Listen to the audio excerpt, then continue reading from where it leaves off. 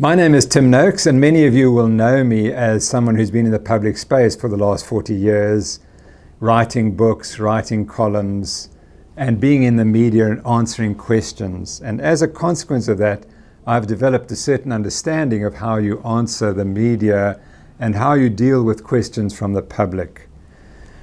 I have answered those questions in letters that I've written in the olden days, more recently on email, and then since April 2012 on Twitter, which I joined in April 2012. So I know exactly what I'm able to answer and what I'm not allowed to do in terms of what is a doctor-patient relationship and what isn't. So it really surprised me more recently when the Health Professional Council took umbrage at something I had tweeted.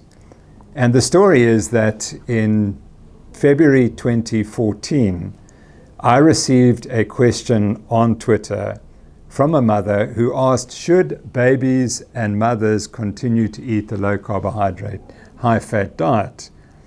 And the point of that question is it's a we question. In other words, it's we. I'm not answering an individual, I'm answering a general question. And I answered it in a general way because I knew there was not a doctor-patient relationship. The question was not what must I do, it was what must we do. And that makes it a general piece of medical opinion or advice. And under those circumstances, one can give advice without examining the patient because there is no doctor-patient relationship. And I finished off the tweet by suggesting that the mother should, to really look after her child, she should wean her infant onto the low carbohydrate, high fat diet. And there are many good reasons why that should be so. Not least that those, in fact, are the dietary guidelines of all the world. They tell us that when we wean our infants, we should be weaning onto real foods, not onto highly processed, high sugar foods. It therefore came as a bit of a surprise in October 2014 when I received a letter saying that there had been a complaint from Mrs. Yulsing-Stradom and that she had complained that I'd given this advice. I responded appropriately and assumed that would be the end of the matter, but in a sense it wasn't. I was not given the due process in which I should have been able to answer the complaint in front of a preliminary committee of the Health Professional Council. Instead, the Health Professional Council Preliminary Committee jumped a step and they ordered me to appear before a committee in which I had to defend what I'd said. Tragically, during this time, of course, the country had become polarized and I had been publicly humiliated by the claim that this was disgraceful conduct, which of course it wasn't.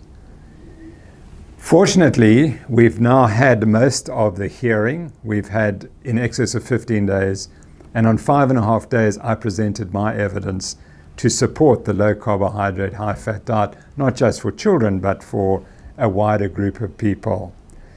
And through the good offices of Glenn Thomas, we're able to bring you my testimony in a digestible format.